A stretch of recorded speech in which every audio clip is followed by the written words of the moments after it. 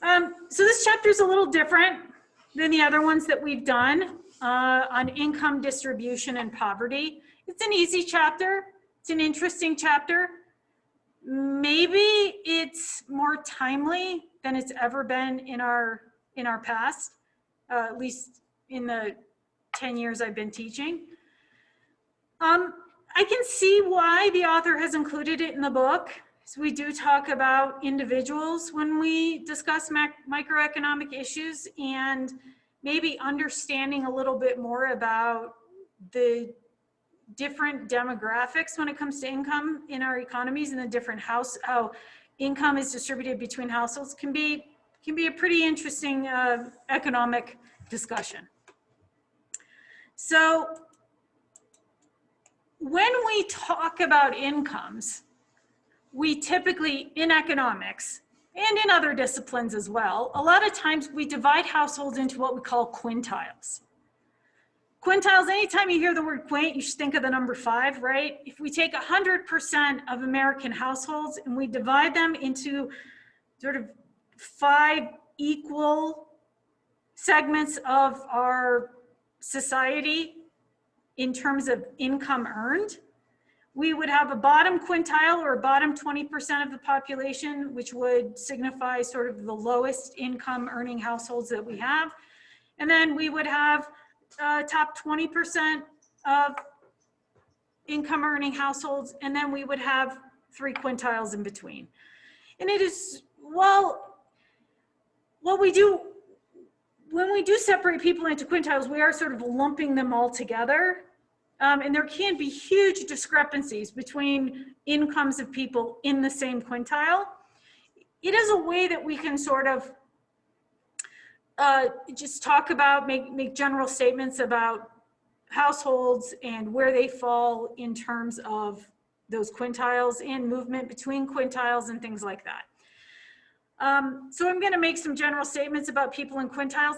Of course, it doesn't always hold true for those people, but it speaks to the bulk of the demographic typically inside that quintile.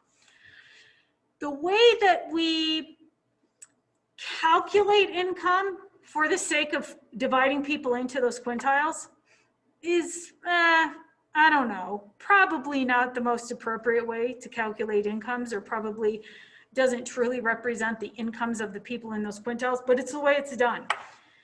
And the way we do it is we calculate income after any cash transfers that those households would have gotten. So Social Security checks, welfare checks, unemployment checks, whatever.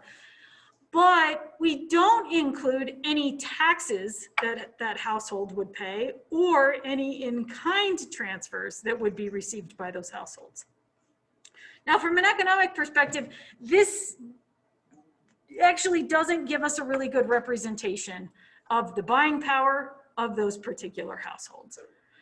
Another trend that we see, another thing that we see here in this country, but in a lot of countries and economies all over the world, is that the rich are getting richer and the poor are getting poorer. Now, this recession, this current recession that we're in, I chime in on a lot of panel discussions or talks given by economists, or participate in discussions about the current recession. And one thing that keeps coming up over and over again is we think that after this current recession, this gap is going to be widened significantly. That there are entire groups of people whose income has been totally unaffected by COVID and the current recession. And then there have been people that have been wholly affected by this recession. And so when we come out of this recession, what we think we're going to find is that those people that weren't impacted are going to take advantage of the economic opportunities left in terms of perhaps lower housing and real estate prices, perhaps just the lower price of goods and services in general when we get out of this recession. But that we are gonna have a huge segment of the population that are going to have lost their jobs, their incomes, and those jobs might be gone forever. So it'll be interesting, but it's something that keeps coming up over and over again. All right, so let's look at some trends real quick. So we have our 5 quintiles, our lowest quintile, or quintile 1, and our highest quintile, or quintile 5. And these are sort of this bar graph represents some trends over time. So starting with the 1980s up until 2013. What you are seeing along the y-axis is the share or the percentage of the country's total income that is being earned by that quintile or that 20% of the population. So for example, this lowest quintile, you can see that in 1980, this bottom 20% of the population in terms of wage earning made 4.3% of all of the income being generated in the United States. But by 2013, that was down to 3.2. 20% of the people making 3% of the income. And then you jump up here to the highest quintile, still 20% of the population, but it's 20% on the top end are making 51% of the total nation's income. And you can see that has gone up.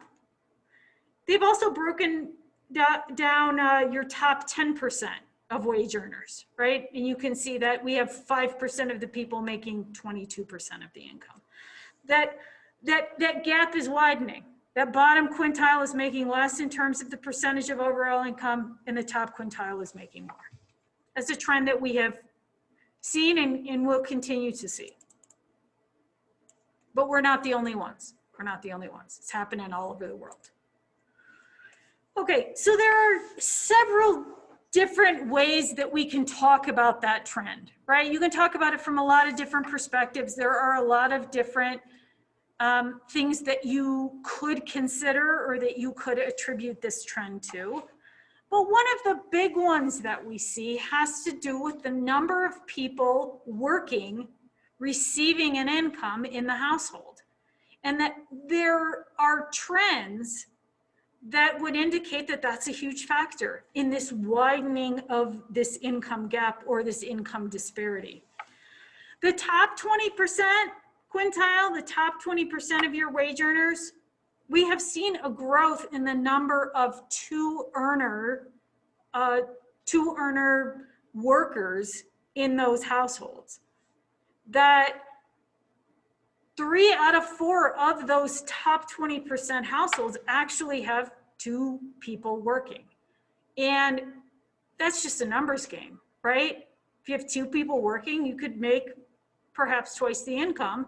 And that when you sum those 2 together, that puts you at top earning households. This is a trend that's this number is increasing, right? There was a time in our history where one person went to work and one person stayed home and took care of the house and took care of the children.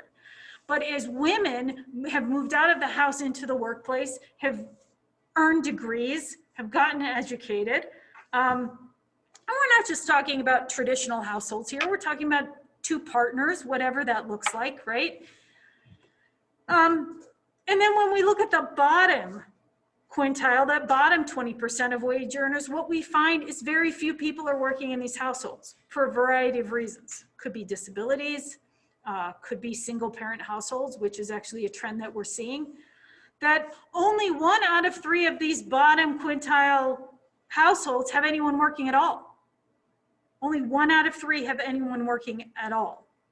And we attribute this to the growth of single parent households. The primary tool that we use, and this is actually a bulk of your homework is going to be over the Lorenz curve. One of the primary tools we use when we are talking about income distribution between populations, quintiles and populations, is the Lorenz curve. It's a really simple tool, but a really effective tool. The Lorenz curve shows the percentage of total income received by any given percentage of households. So going back to that bar graph that we saw, that's the data we're going to use actually to plot on our Lorenz curve. We're gonna still keep with our quintiles. And it actually is a curve that shows incomes from smallest to largest. So we start with the bottom quintile and we work up to the highest quintile, quintile number 5. And this curve actually is most meaningful when you measure it against the tool that we include on our Lorenz curve, which is called the equal distribution line. And it is a line that simply represents a perfectly equal distribution of income in an economy. We know we don't have that. Nobody's got that. But when we measure our distribution against equal distribution and trends that are happening in our economy's distribution compared with this equal distribution line, it really gives us a strong visual in terms of distribution, income distribution. All right, so what you're looking at here, every Lorenz curve looks pretty much the same, right? Along this x-axis, you can actually see your quintiles, right? Between 0 and 20 is quintile number 1, between 20 and 40 is quintile number 2, so on and so forth. Then you see your equal distribution line with just this line that starts at your origin and has this perfect slope. At any point along that equal distribution line, it would represent sort of 20% of the income goes to 20% of the population, 30% of the income will go to 30% of the population, so on and so forth, all the way up that equal distribution line. That's what the equal distribution line represents. It's just a tool. It's a tool for comparison. We put it on every single Lorenz curve graph as a tool. Now, the Lorenz curve is actually this curve that you're seeing that dips down below the equal distribution line. We have two of them. We did one for 1980 and one for 2013. This is using the data that was on that previous bar graph, okay? Students make the same mistakes over and over again when they are trying to graph a Lorenz curve. Please note a couple of things. The Lorenz curve starts at the origin, 0, 0, and ends at 100, 100. That holds true every single time, every single time. As you are plotting your Lorenz curve, you have to remember that after you graph this first point, which let's go back to our bar graph. Let's get some numbers here. So our lowest quintile, our lowest 20% in 2013 was making 3.2% of the income. So the first point I would plot for 2013, this red dot down here, is going to be at 20%. That's your lowest quintile, and that 3.2%. When you go to plot your next point here at 40%, please note that at 40%, you have two quintiles. You have quintile number 1 and quintile number 2 that add up to your lowest 40% of wage earners. It's this summing that students typically forget to do. So if we go back and we're trying to plot that second point, we want to add that 3.2 to this 8.2 to plot that second point. So that's 11.4. This second point here at 40% is at 11.4, right? I've summed the two quintiles up to that point. And so this third point is going to be quintiles 1, 2, and 3 summed together. And then this 80 is 1, 2, 3, and 4. And then this 100 is all 5 of the quintiles, which add up to 100% of the income. And that's why we head back to 100. The further your Lorenz curve is away from the equal distribution line, the less equally distributed incomes are. And so we saw that, right, on this bar graph. We saw that lowest quintile incomes were going down and highest quintile incomes were going up. But the Lorenz curve is really the way that you will most likely see income distribution information represented visually, okay? All right, you had a lot of questions on this homework because students start graphing and they have this upward sloping line that never curves and hits the equal distribution line again. It's because you've done your math wrong. It's because you're not adding, okay? All right. I would say 60% of your homework is you plotting Lorenz curves and interpreting the information on Lorenz curves. All right, why incomes differ? We've already been through this. We actually talked about these exact same things when we talked about labor resources. But we focus on 4 of them in this chapter because they're probably the 4 that make the biggest difference in terms of quintiles, moving quintiles. So obviously, we've already talked about the first one, right? Number of workers in each household. That's just math.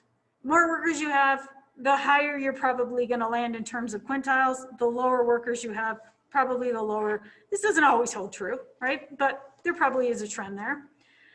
Education is an interesting one.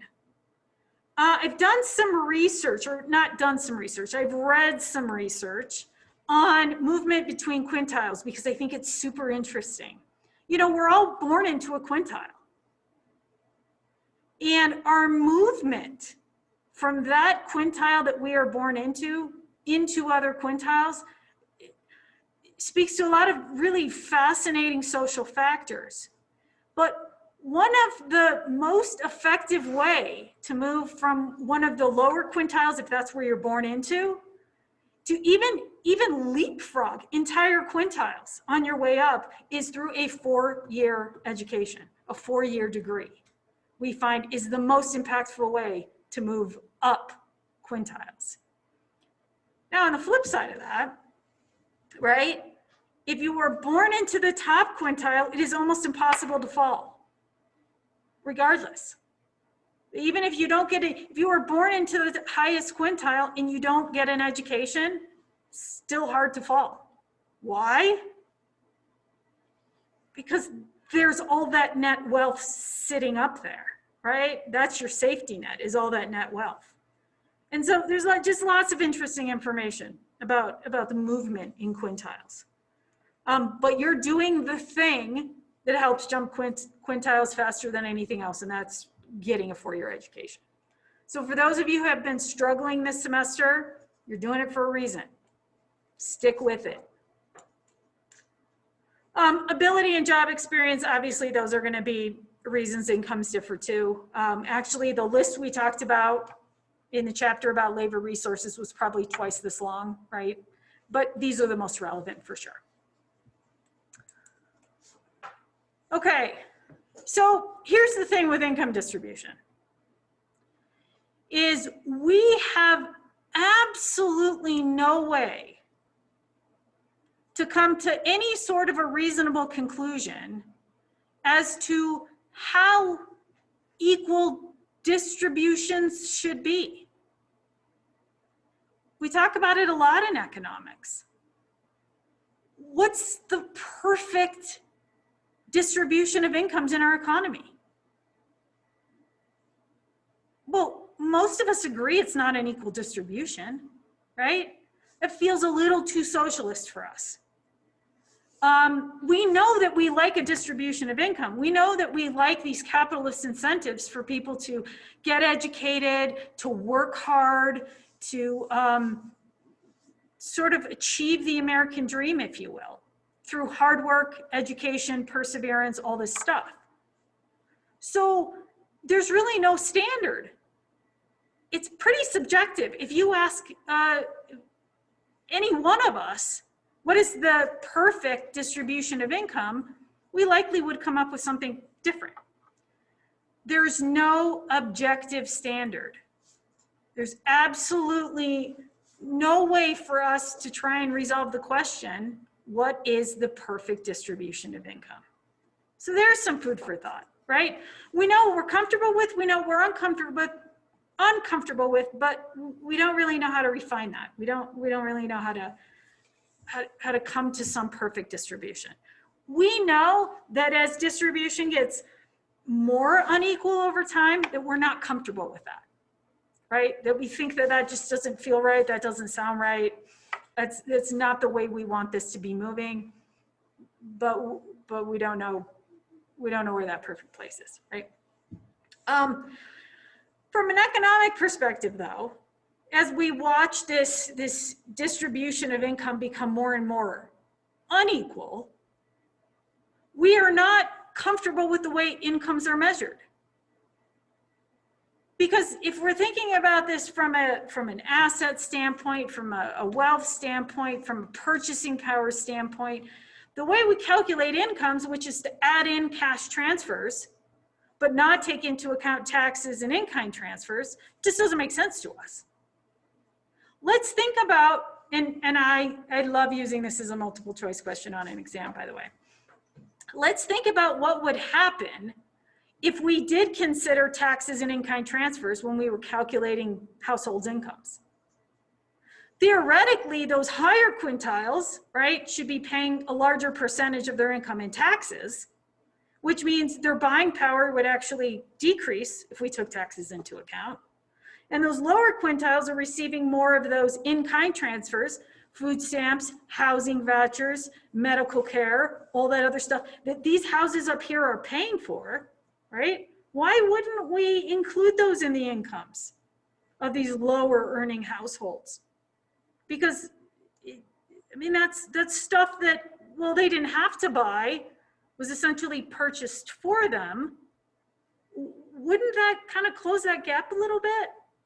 If we consider taxes and in-kind transfers, that distribution would not be as, or that unequal distribution wouldn't be as severe. It would actually bring those incomes a little closer together, right? Not a lot, a little. So from an economic perspective, we're like, well, they're not really as unequal as perhaps these numbers would reflect, if we take into account things we think we should take into account, okay? So a good multiple choice question, right, would be about what would happen if we did take these things into account, right? Incomes, right, would grow a little closer together. Wouldn't be quite as unequal of a distribution. All right, let's talk about redistribution programs.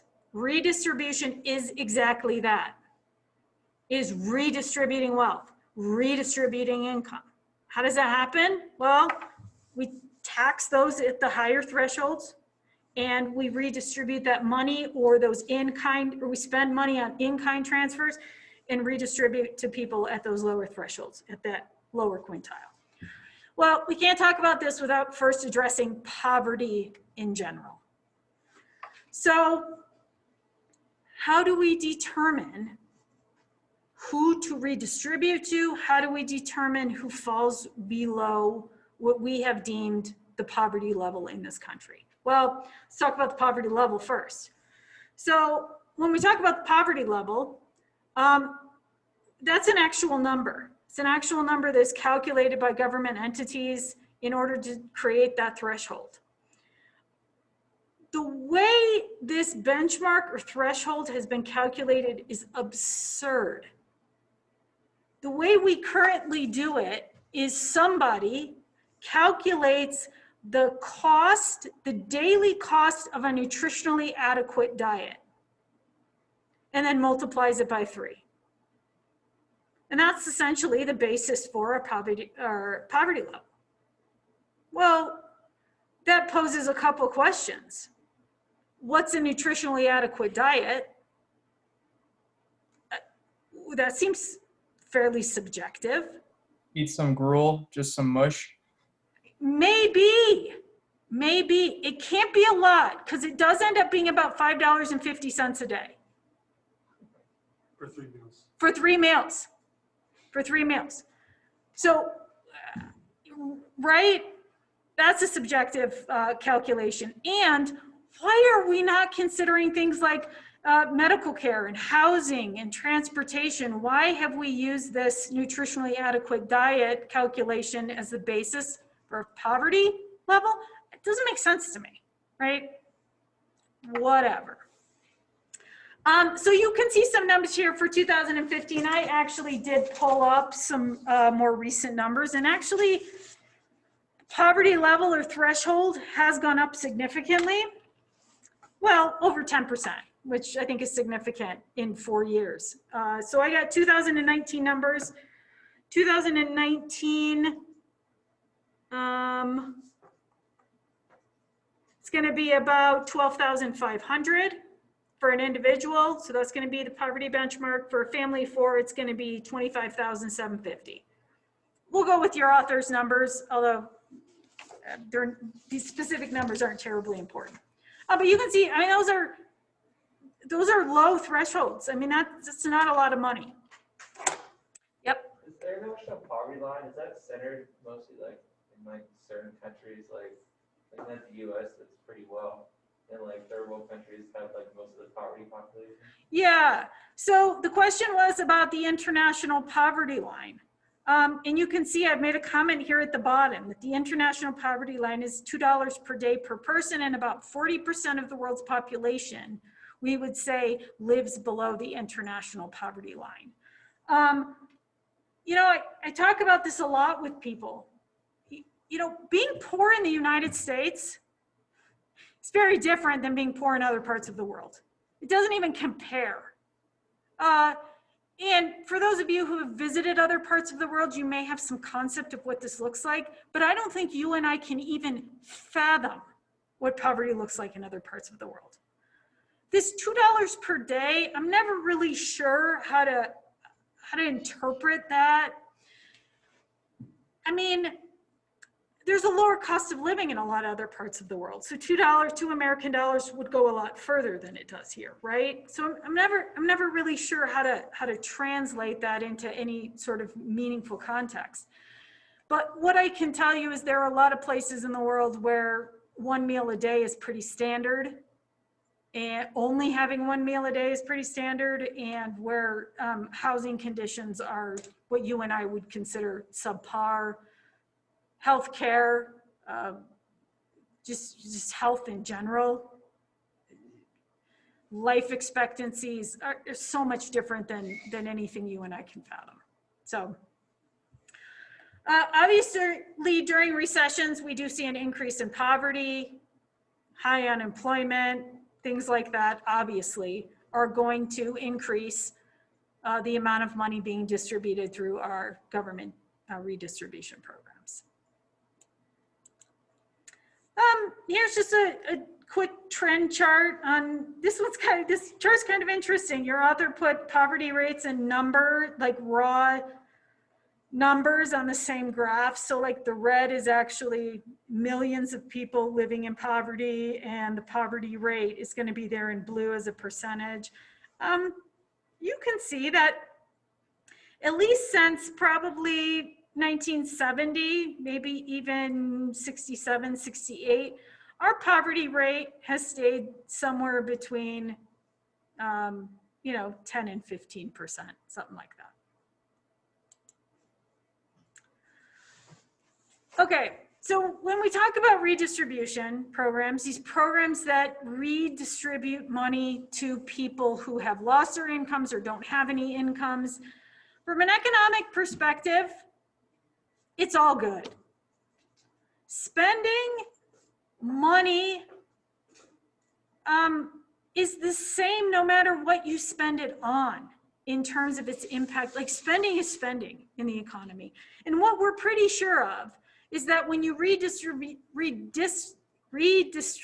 cash, make cash transfers to people in that lower quintile, that they're gonna pretty much spend it all. And when they spend it, it creates this multiplication effect of spending in our economy that creates jobs, that increases demand on a lot of different levels, and it's all good stuff.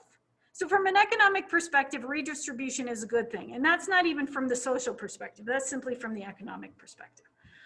There are two basic types of anti-poverty programs, and we have to make the distinction between the two.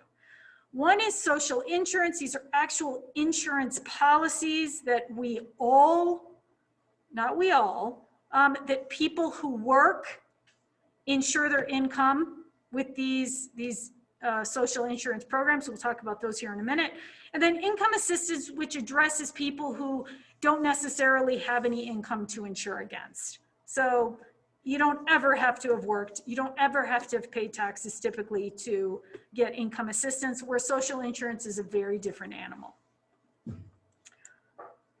Social insurance, these are government programs that replace incomes of people who used to work. These take a few different primary forms, right? Social Security is the big one. So retirees get social insurance. Social Security is an insurance program. You pay for the insurance while you work, and then you receive the benefit when you stop working. Unemployment insurance. You're insuring your employment against a layoff, a recession, things like that. And then we have workers' comp insurance, which again is insuring your employment against injury.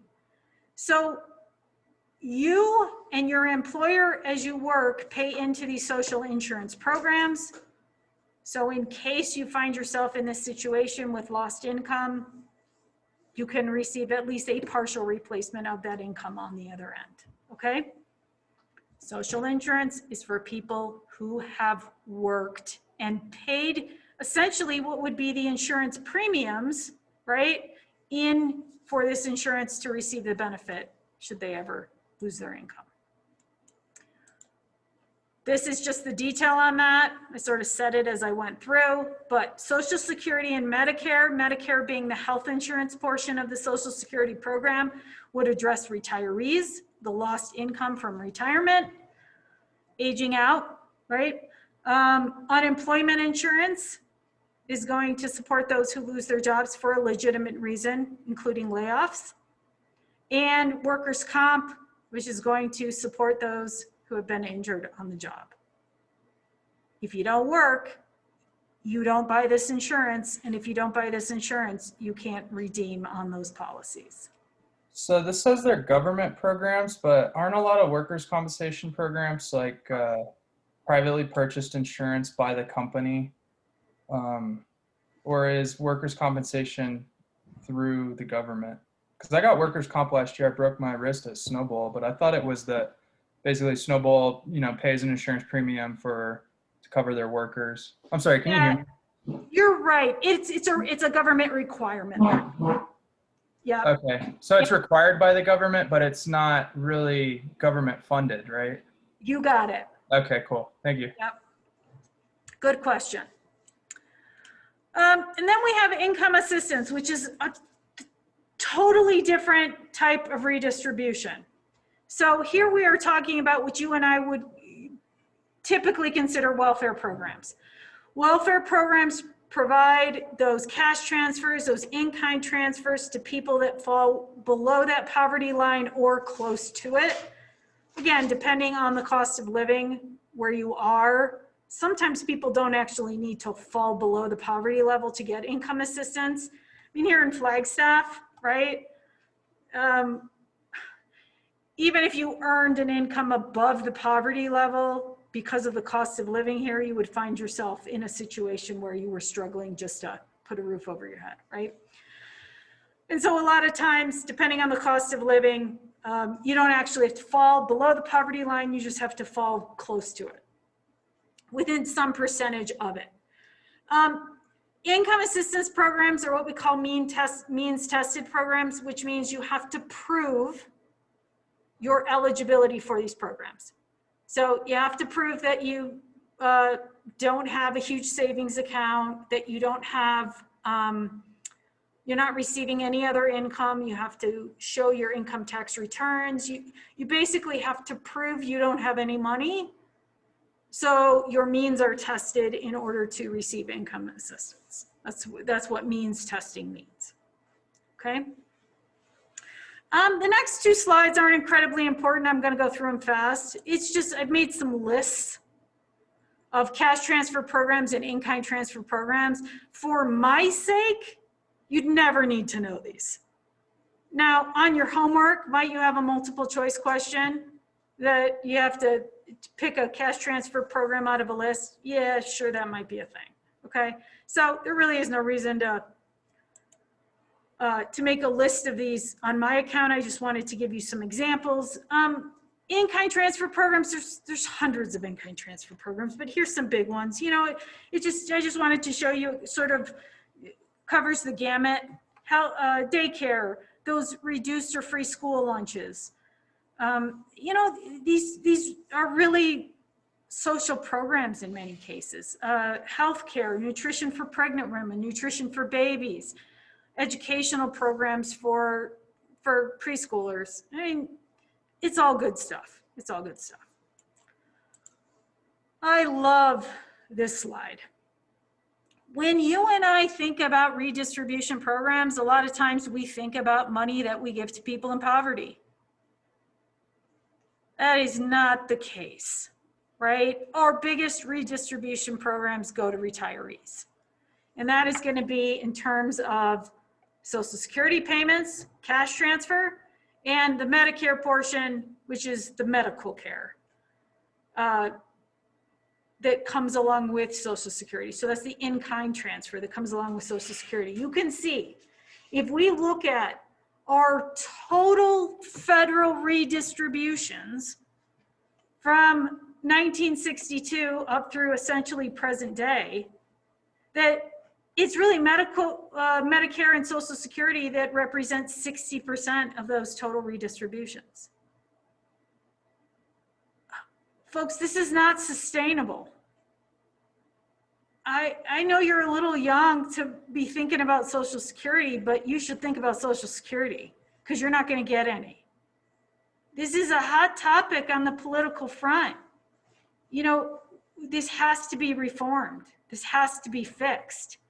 It's going to take a ballsy politician, I can tell you that, because this is not a popular political platform, is to talk about reforming Social Security. But Social Security was instituted at a time when life expectancies were about 62 to 65 years old. You live 20 years longer than that. How do we keep expecting a program that was designed to support you for a handful of years to support you for 20, 25 years or more? Do you think their best hope is like a change in like voter demographic, like more younger people are voting? Yeah, so is our best hope a change in voter demographic? Yeah, educated voter demographics. Young people who understand this is not sustainable and they're gonna bear the burden of this program that is so poorly designed, and that we continue, right? We continue to just push to the back burner and not address because it's not popular politically. You never see anybody, right, get up on a podium and say, we got to fix Social Security, we got to cut it. You have to wait longer to get yours. You need to work more years. You never see anybody say that because it's not popular, right? I heard, and you know, I hear all sorts of economic data, but I heard one economist say that he thought he had done the calculation with inflation and sort of trends and this and that, and in like 30 years, that we're going to be able to pay Social Security, Medicare, and interest on our national debt, and we're going to be out of money. Food for thought. We're gonna be out of money. We're going to be out of money. That's going to basically exhaust our budget, our government budget. So Can you opt out of Social Security?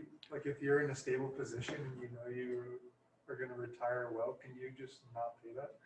okay, so can you opt out of Social Security? So can you opt out of paying it, or can you opt out of receiving it? Both.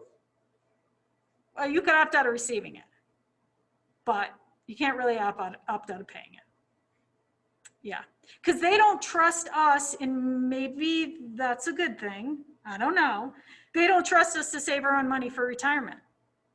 We're not good at it. We're not good savers. We just historically haven't been. I'm telling you right now, you are going to have to work longer unless you decide you're gonna save for your own retirement.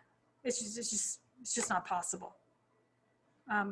So don't depend on the government for a retirement check, especially you, right? Yep. What would happen if you privatize Social Security? I always hear like, oh, that's a possible solution. Privatizing Social Security. Yeah, so privatizing Social Security. Yes, Jimmy, get yourself a Roth IRA, please. You know, I know this is gonna sound asinine, but you should start saving for your retirement like ASAP. Even if it's $20 a month, time is on your side. And compounding of interest over 50 years, 40 years, it's like magic. So privatizing Social Security would just, it would take the politics out of it. And the politics is a huge problem with what we have allowed to happen with our Social Security system. Is if it was privatized, we'd have to address some of these issues. You'd have to wait longer, you'd get less money, you'd have to contribute more. There would be probably some supplemental savings plans, things like that. Yes. Yeah, right. So one of the big ways that Americans have to basically amass wealth is through the equity in real estate, their home. And we have less and less homeowners, I think, than we've ever had before. Homes are looked at as a real estate, as an investment tool for other people, right? As rental properties, than for households, for sure. Yeah, things are changing. All right, so let's talk about some demographics of the poor. There's some interesting stuff here. We could spend a lot of time on this, but we're just gonna talk about the few things that your author has thrown at us in terms of demographics of the poor. He brings up one, I think, particularly interesting thing, and that's the feminization of poverty. This goes back to that single parent household thing that we talked about in the very beginning of this chapter when we talked about those bottom quintiles. We have more and more women single women head of households, and more children born to single mothers. And that has contributed to what he expresses as the feminization of poverty. A lot of females with children ending up in that lower quintile, okay, than ever before. And then he showed us this, which I could spend all day talking about this. And actually in the last, my last section, like, we ran over time because I got too interested in hearing what students had to say about this particular map. But I think it's fascinating. You know, when I look at a map like this that has poverty by state, I begin to wonder or theorize about why we see some of the patterns that we see. And there are patterns here, clearly patterns, geographic patterns. I see a lot of white or low poverty here in the Northeast, New England, along the East Coast. I mean, any theories there why that's so low?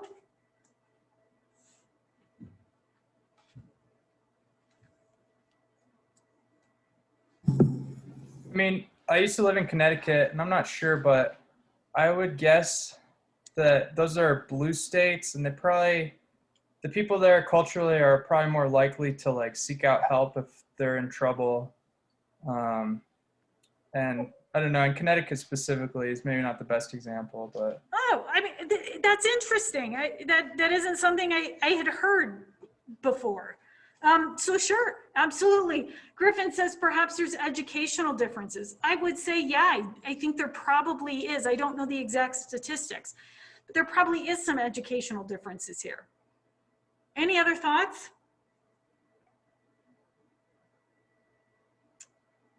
You know, I think there's probably lots of money in that area, or just like what Logan just said, price of living? Yeah, so I think people do earn higher incomes. I do think the cost of living might tend to be higher than some other places in the US. I also think there's probably some generational wealth up in here.